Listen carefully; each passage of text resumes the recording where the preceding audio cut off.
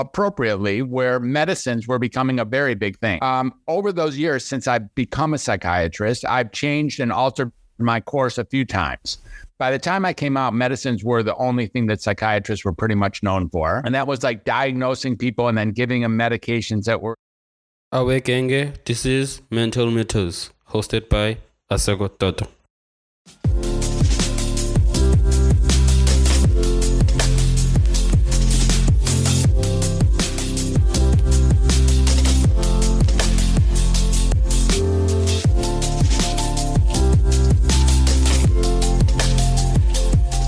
I just want to say thank you so much for responding to my message on Podmerge. And I believe that as more we talk about mental health, the more we destroy the stigma around mental health and open the space for more people to talk about their mental issues and being able to not feel misjudged or something like that.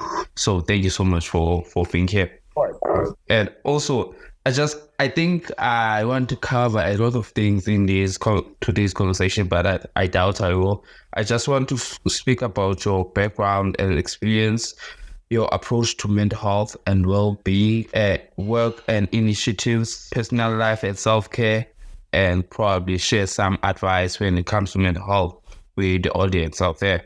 So probably through our conversation, I hope that they will... Oh, this is a 2-hour conversation? No, it's 30 minutes conversation. That's the thing. That's why yeah, it's just a 30 minutes, nothing much. To start, I just could you tell us about your journey in the field of mental advocacy and psychiatry? So yeah, it started a long time ago. I would say it started over 6 decades ago. I was born to a family in chaos and disarray. I had my 2 brothers were 10 and 14 years older than me. And there was a fair amount of disruption in my family, as I was told. And so I was born to bring joy and love into that family. And that's what I did. So I was a, bundle of joy for the family, bringing communication and connection to a family that was in desperate need of that. And I remember very young as a child in my playpen, watching my brothers speak to my parents and very much expecting and respecting the whole idea of communication. And I really thought that I would eventually become a communicator. We fast forward a little bit, and I was hoping to learn about communication in school, but it didn't happen. School was the worst place to learn how to communicate here in the United States anyways. Like, we're just told to sit down and be quiet and do what the teacher does rather than actually have open discourse and communication. So I really noticed as years went on that people liked communicating with me, and I was always a talker. There's no teacher who forgot having me as a student at the time, but I wasn't always a great listener. And I began to learn to listen when I was in high school and later on in college. I went to college with the hopes that finally I would learn how to communicate, because it seemed like college was a free place to learn how to communicate, like that I could expect that. It didn't happen in college either, so I dropped out a couple times. I actually dropped out, came back, and dropped out again. Never to go back to school again. I told my mom that I would never go back to university again. And so she told me I needed to get a job. And so, that's the way moms can be sometimes. And so I got a job as a child care worker in Pontiac, Michigan, northwestern Detroit area. And that was probably the first time that I was a professional in the world of communication, helping other people heal. That was the first time that I was getting paid to actually communicate. And that was a great job. In fact, I would say 45 years later that I remain a glorified childcare worker to this very day. I mean, I picked up a bunch of accolades. I picked up a bunch of degrees. I picked up a whole lot of different professional jobs. But ultimately, I'm really just a childcare worker. I'm somebody who helps people get and optimize their very life. And the way I do that is through communication and connection. Now, the thing I disliked about that job more than anything was actually psychiatry. Psychiatry, the psychiatrist lived down the hall, and we would call him when Jimmy and Johnny got into a fight or if Timmy was up too late. And he would come down and interview the child or interview the 2 children for like 3 or 5 seconds, and then talk to us for another 3 or 5 seconds and run into the nursing station and write an order. And then we'd have to go retrieve the child and hold him down while we gave him an injection of some sort of high-powered antipsychotic cocktail that would put them in a stupor. Now, don't fool yourself. That stuff is still happening. It's happened many times already today around the United States and around the Western universe. But it would happen, and I didn't like it. It seemed very barbaric and inappropriate to me. And I went into the field hoping to bring communication as an alternative to that way of dealing with people who are somehow out of line, somehow misaligned, somehow imbalanced. The idea that I was learning is that if I could talk to somebody and they could talk to me, they could learn how to find their balance again. They could learn how to optimize, how to actually connect and create a life that actually worked with them. And that's what I've been doing since that very time. I went back to school to be a psychiatrist so that I could actually step that part of my life into psychiatry. By the time I came out, medicines were the only thing that psychiatrists were pretty much known for. And that was like diagnosing people and then giving them medications that were somehow supposed to help them fix their imbalance or fix their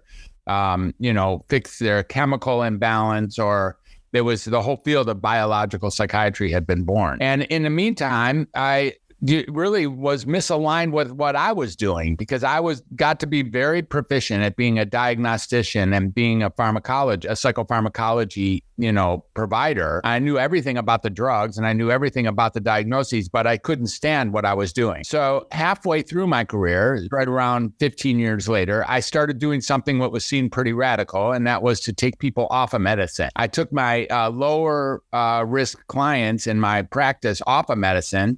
And lo and behold, they got better, way better, reliably better, and in many cases actually lost their diagnosis altogether. So once I started doing that and realizing that it seemed that the medicines and the diagnoses were actually perpetuating the conditions they were marketed to deal with, I decided that I had to make the rest of my life about actually dealing with that. And that includes learning how to communicate that fact effectively so that I don't turn people off. It's very important, if I'm going to communicate, that I say things that people can actually hear. And, being violent about it doesn't make any sense. Like talking bad about the industry or about doctors or about insurance companies or about pharmacology, the big pharma, doesn't really help people.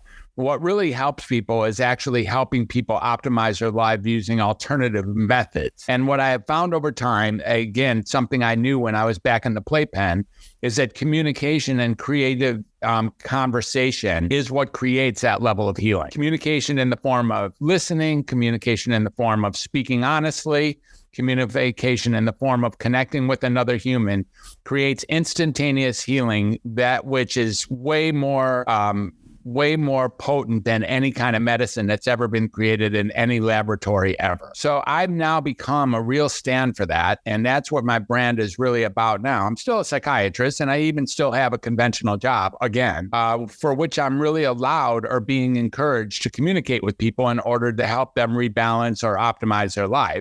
But my brand is now called Welcome to Humanity, which is self-explanatory, really helping people see that all of the human experience is exquisite, including the stuff that's entirely miserable and the stuff that's wonderful. It's all part of this human experience we have in this short life on Earth. And I really, really help people find their true voice, get down to what rediscover what's important to them, what has been important to them their whole life, and to voice it effectively. Because if we can't speak our true voice, we're not going to be able to make any grounds on any of the other major calamities and challenges that we face as humanity. So I now am a psychiatrist who really speaks towards, welcome to humanity, finding your true voice. And just as an aside, I'm sometimes known as the undoctor.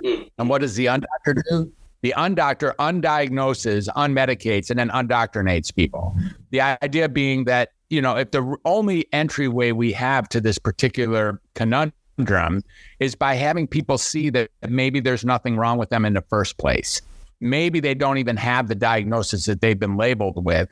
And if they don't have a diagnosis, maybe they don't need to be fixed. And if they don't need to be fixed, maybe they don't need to come to a doctor and get medicated. And if they don't get medicated, maybe they don't need to come to a doctor at all. And maybe just through human connection and just through creating conversations and creativity and being aligned with what's important to you and speaking that truth, you can actually find a way through this crazy world in a way that really works. And that's what I am right now. Yeah, you said a lot, and I just want to touch on some things that you said. And also, I love the fact that you use communication as something that bridge that connects you and definitely your clients. And another thing that I picked up is the fact that there's this, I wouldn't say quote, but something that people use most of the time say, the reason why therapists or psychiatrists still in the business is the fact that they don't want to diagnose someone and give them a solution. They always feed them pills, and they always give them pills in order for them to stay in business. So I was quite shocked when you said that you sometimes took off low risk clients off meds. There's something different. And also, what changed your mind? As you've said that you told yourself that you will never go back to the city. What changed your mind at the third time? What made you think that you will? The job as a childcare worker was only going to go so far. I realized that I had the aptitude to actually be a doctor, and I thought that I could make a much larger impact if I stepped back into university strictly for the purpose of becoming a psychiatrist and bringing communication and connection back into that field where it belonged. Now, to be honest, I had a brother who was 14 years older than me, who I happened to see yesterday. He's still 14 years older than me, and he's a psychiatrist, and so he was a little bit of an influence as well. And I learned yesterday that he's never medicated even one person in his practice, not even once. And in fact, has never taken any medications by himself either, which I really found to be interesting. I didn't know that. He's turning 80, in July, and I never knew that about him. But he was a great influence for me. No, I saw that there was a road to being able to be the sort of maybe a decision maker or a thought leader or someone who could make a very large impact from the top of the chain, which in the United States anyways, is from the psychiatric position. So I just made it my business to go back to school for the sole purpose of finishing my undergraduate degree and then going to medical school and then getting my psychiatric residency. And after that, my child and adolescent psychiatric fellowship, because after all, as I already said, I'm really just a glorified childcare worker. And you mentioned imbalance. The imbalance, would you say that the imbalance is caused by the lack of communication or miscommunication in terms of... Yeah, I think so. Look, it's not caused by one thing or another. This is a very, very challenging world. There's lots of obstacles and hurdles in this world. If you look around, no matter where you live in the planet, if you look around, you'll see that there's plenty of reasons to be depressed or be afraid or be anxious or be confused or be scattered or, be awkward or feel tired, exhausted or in pain or miserable in one way, shape, or form. So imbalances can happen because the world is a very imbalanced place. Yeah. And, Krishnamurti once said, it's no sign of mental health to be well adjusted to a sick society. And that's really important to get here as well. It's a very sick society, and being upset or angry or imbalanced in a sick society is the furthest thing from being abnormal. It's actually a normal response to what we're being faced with every day. I'm just fascinated for the way that you are passionate about when it comes to communication, and sometimes we don't link mental health and communication. Sometimes we just ignore the fact that just because you don't understand someone, you just ignore them. And I love the fact that you try by any means to create this bridge between you and the client. I really love that. And also, I just want to go back in terms of dropping out of a city. And I feel like back then, how would you say your mother saw you in terms of dropping out? You say that she was angry towards you in terms of not wasting away your future in some sense, because some parents tend to be like that. No, my mother was not unhappy with me at all. She understood because she knew what I was up to. And what I was up to was really realizing that more than anything, more than a university education, in order to get along in this world, communication was really critical. And I was not learning how to communicate while I was in university. So I was not contributing to the major issue of what it means to be alive. And that is to be along with other, somehow get along with other human beings. And so my mom